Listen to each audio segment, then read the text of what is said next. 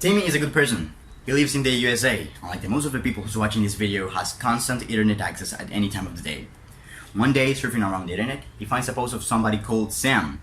He's a good person too. He lives in Spain. The post says that a meteor is gonna fall down the earth and it's gonna destroy entire cities, so everybody has to get ready soon. As fast as he can, Timmy starts looking for information on reliable sources to see if he can find something substantiable. And actually, he finds something.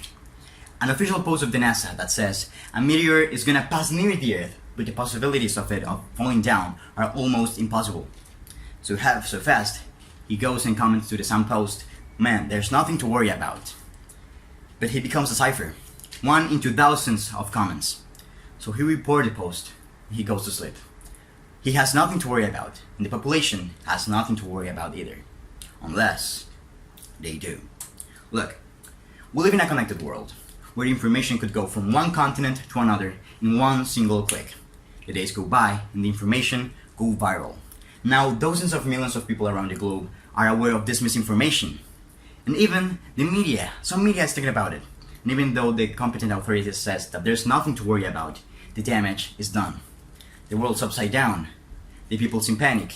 And Timmy couldn't do too much about it to stop it. And Sam didn't want to cause so much panic. He just wanted to help. He's a good person. And yes, of course, I'm talking about here Sam and Timmy. But I'm also talking about you and me. I'm talking about that sometimes we have good intentions and we are Timmy. But sometimes, without the intention, we are Sam. My name is Antonio Salazar, and this is the global issue I'm the most passionate about. Misinformation. In a globalized world as we are nowadays, these kind of situations are sadly far away from being extraordinary. Actually, they are pretty common, because we have never been so exposed to all kinds of information and misinformation at the same time. And this problem has been a problem since we have the necessity of learning and teaching. But maybe we don't realize we are not giving the best information. And actually, let me tell you something. I have been Sam myself maybe twice as the times I like to admit. But not because I wanted to spread misinformation all around the people I cared about. And not because I knew I was spreading misinformation. But because I wanted to help. And maybe because I wanted to be a little bit more interesting.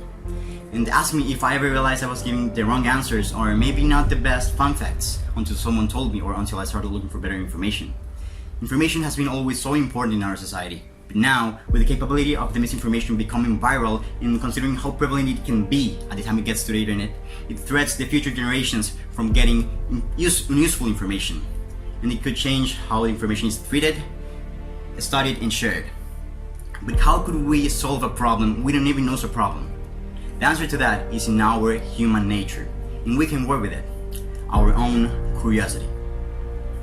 We could go one step forward by understanding that we will never know enough, and start fulfilling the necessities of learning and understanding. But not because we need it for a moment, for a test, or for a presentation, but because we need it for life, for the future, because the future generations are gonna need what we give them of information.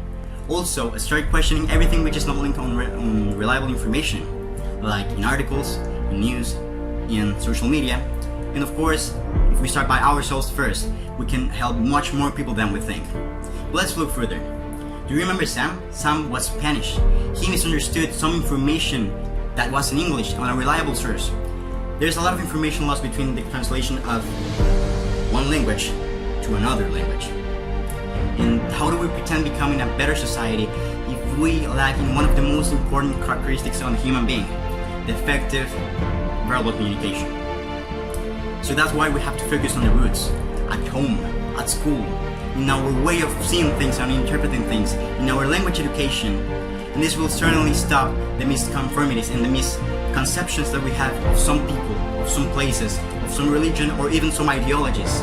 Of course, we could treat this in a more technological way with algorithms which can detect the misinformation. But we have to attack the problem from all sides of the equation, from the small and common solutions, from the great and most complex solutions. In the absence of information, we jump to the worst conclusions, of course, but we have to fight for a future where there is no such thing as absence of information. When we see the things with a critical view, when we understand each other better, when we understand which is the difference of something that's complete to something that's incomplete.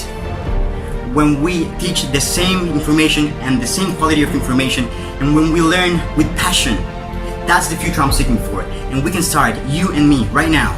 But let me ask you something. Are you willing to be sometimes Sam? Or are you willing to be all the time Timmy?